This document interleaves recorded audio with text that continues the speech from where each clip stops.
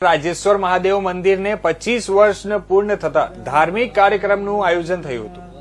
મહાયજ્ઞ સાથે અનેક ભક્તોએ શિવ દર્શન કરીને કૃતજ્ઞતા અનુભવી હતી અને ખેરાડી અને રામલીમની સીમમાં રાજેશ્વર મહાદેવ મંદિરમાં કાર્યક્રમ યોજાયો હતો, જે મંદિરના સાનિધ્યમાં મહારુદ્ર યજ્ઞ ખાસ સોમનાથથી બ્રાહ્મણોને બોલાવીને આ આયોજન કરતા વાતાવરણ દિવ્યતા પ્રસરી હતી।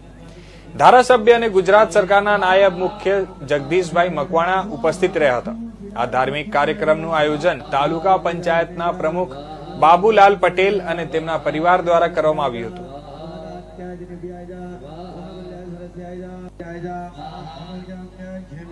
તાલુકાના ખેરાળી ગામ અને મૂળી તાલુકાના લીમલી ગામ બે ગામના સીમાડે ભગવાન ભોળાનાથ મહાદેવ દેવાધિદેવ શ્રી રાજેશ્વર મહાદેવ મંદિરને 25 વર્ષ પૂર્ણ થતા 25મા પાટોત્સવ પ્રસંગે મારા ખેરાળી ગામના તાલુકા પંચાયતના પૂર્વ પ્રમુખ ટીસી પટેલ અને એમના પરિવાર દ્વારા મહારુદ્ર યજ્ઞનું ત્રિદિવસીય આયોજન કર્યું છે, જે સોમનાથથી ભૂદેવો આવી અને સરસ મજાનું મહારુદ્ર યજ્ઞ કરાવી રહ્યા છે।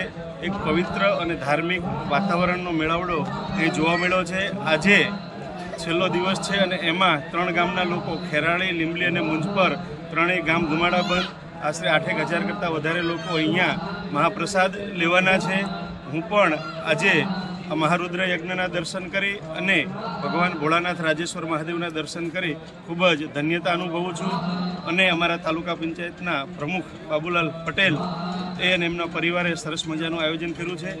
એમને ભગવાન દેવાધિદેવ મહાદેવ વિશેષ રીતે એમનું આજે ખેરાડી અને લીમલી બે ગામના સીમાડા વચ્ચે શ્રી રાજેશ્વર મહાદેવ મંદિર કે આજે એને 25 વર્ષ પૂર્ણ થયા છે, એટલે શ્રી રજત જયંતિ મહોત્સવમાં સોમનાથથી સાંસ્કૃતિક વિદ્યાપીઠથી બ્રાહ્મણો બોલાવી અને મહારુદ્ર યજ્ઞનું આયોજન કરેલ છે।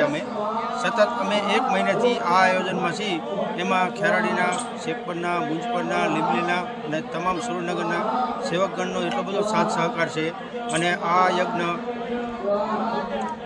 એટલો બધો શુભદાયી છે કે આ યજ્ઞથી આજુબાજુના ગામમાં, સિટીમાં એટલું બધું પોઝિટિવ ઉર્જા ઉત્પન્ન થાય છે અને મહાદેવજીને અમે એવી પ્રાર્થના કરવી કે અમારું ગામ તો નહીં પણ આજુબાજુના ગમે તે ગામ જે સંબંધી છે, અલગ અલગ લોકો છે, તેને સુખાકારી માટે આ યજ્ઞનું આરંભ કરેલ છે અને અમારા પરિવાર હારે સતત બધા જ ગામના લોકો જોડાયેલા છે, તે બદલ બધાનો અમે આભાર વ્યક્ત કરીએ છીએ। જય માતા। અમેરિકા